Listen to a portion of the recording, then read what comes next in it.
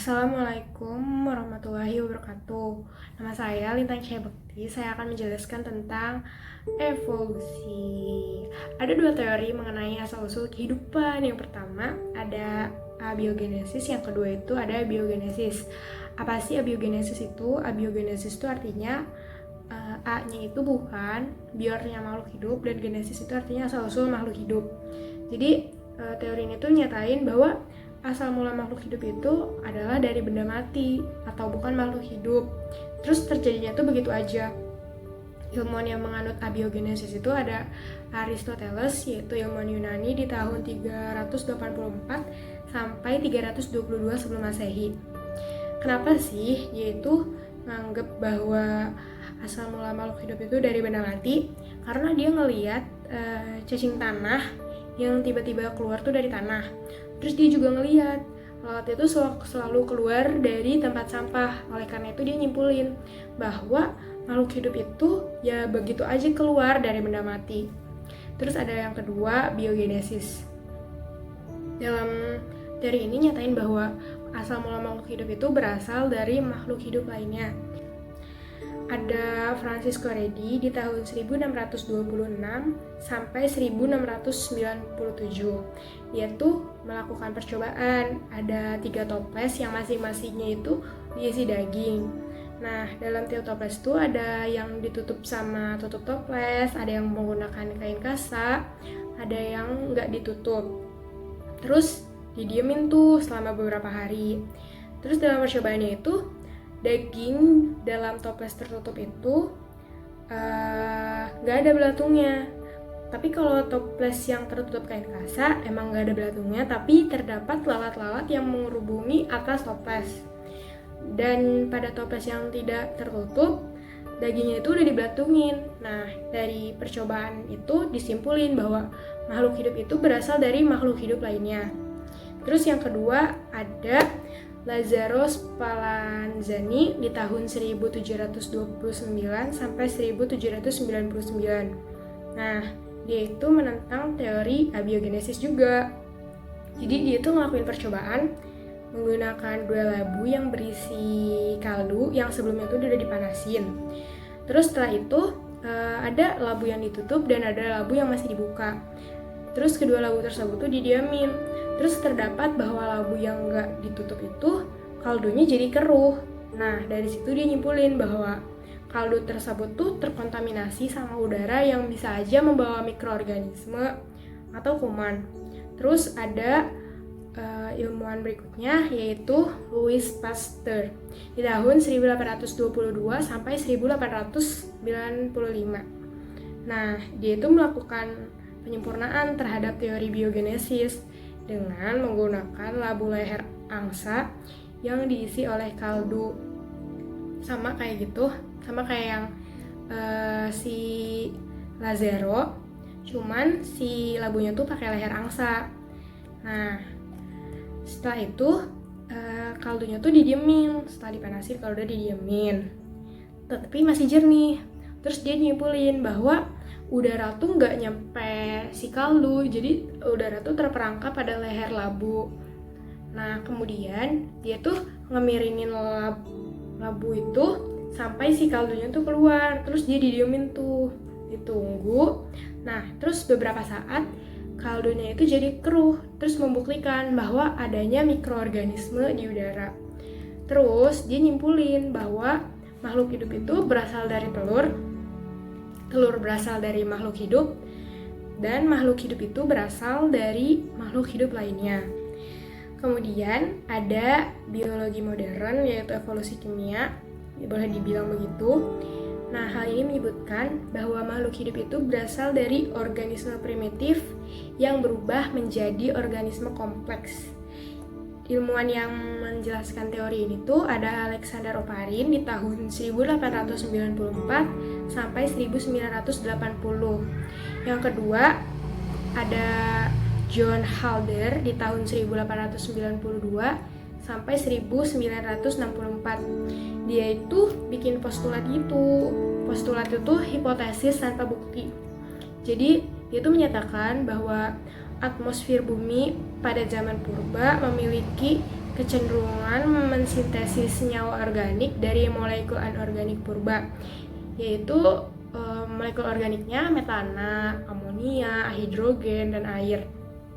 Tetapi dia tuh nggak bisa ngebuktiin karena dia bilang kondisi bumi sekarang itu berbeda dengan kondisi bumi pada saat itu. Karena kondisi bumi yang sekarang tuh udah banyak oksigennya dibanding bumi terdahulu.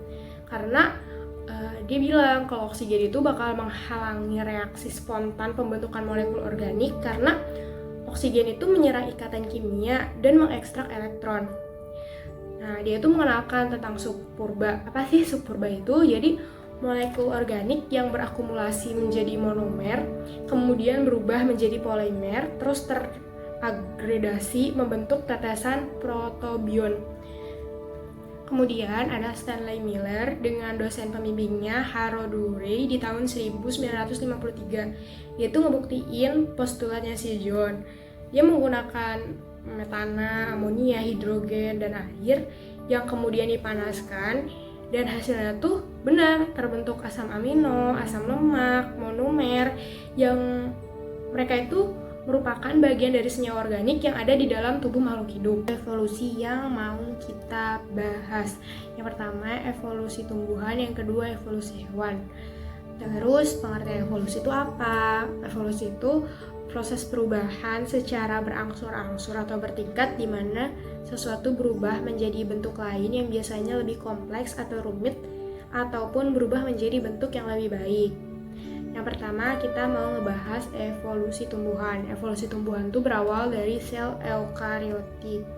Pertanyaannya itu bagaimana asalnya alga hijau eukariot uniseluler berevolusi menjadi eukariot multiseluler.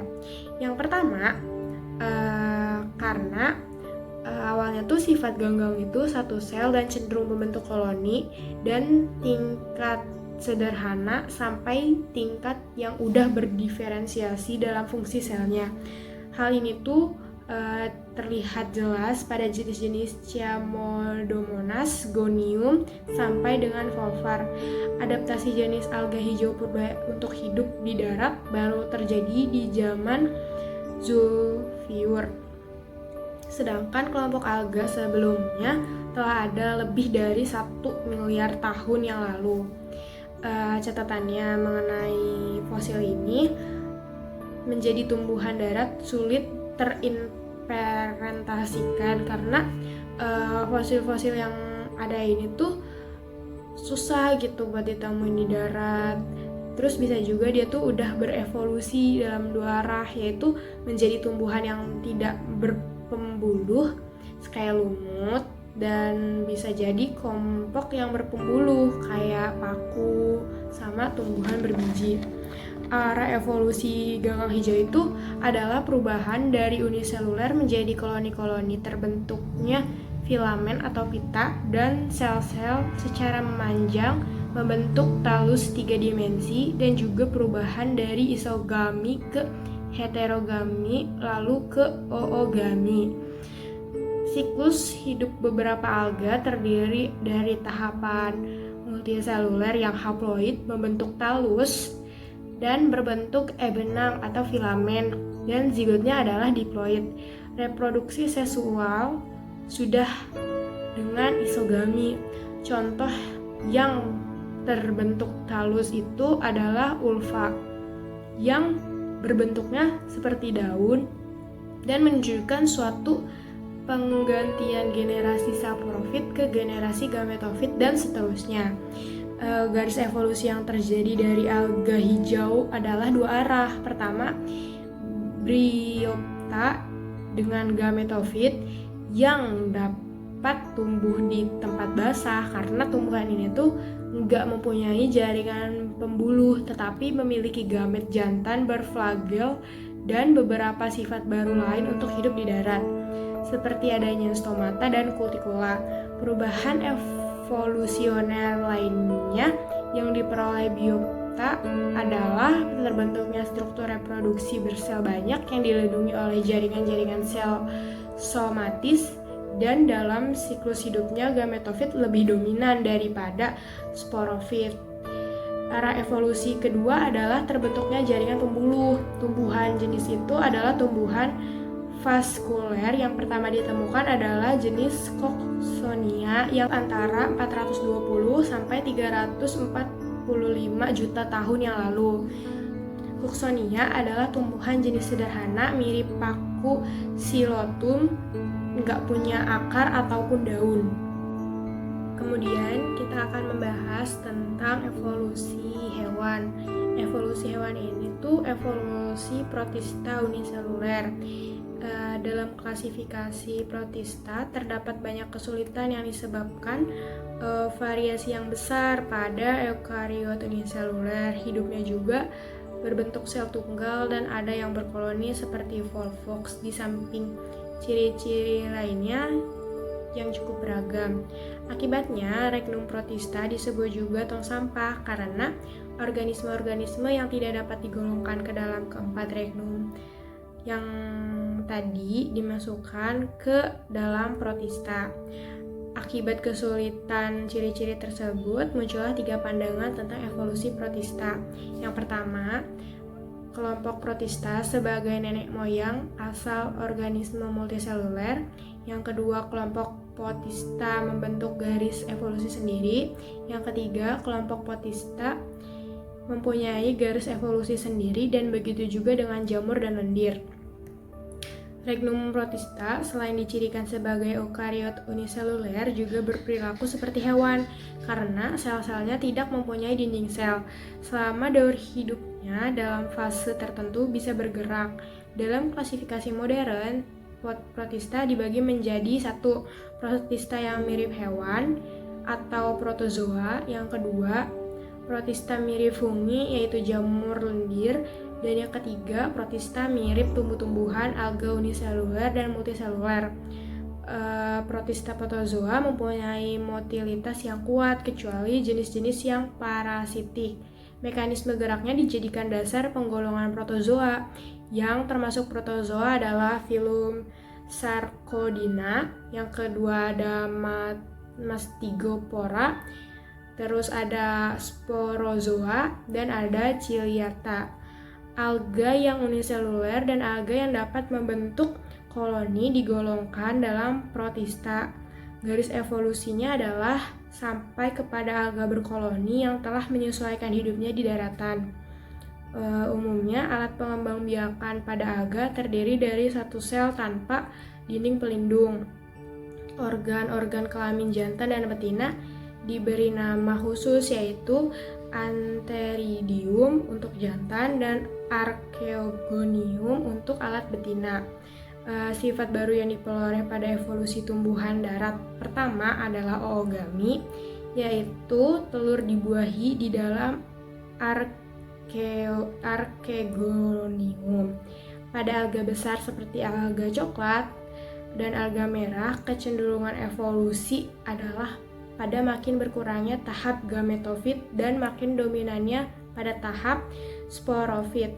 Transisi dominasi gametofit menjadi sporofit terlihat juga pada tumbuhan darat lainnya. Terdapat pengukuran gradual dari gametofit baik dalam ukuran maupun fungsi dari gametofit ke stereotofit. Nah, sekian penjelasan evolusi kali ini. Sampai jumpa lagi.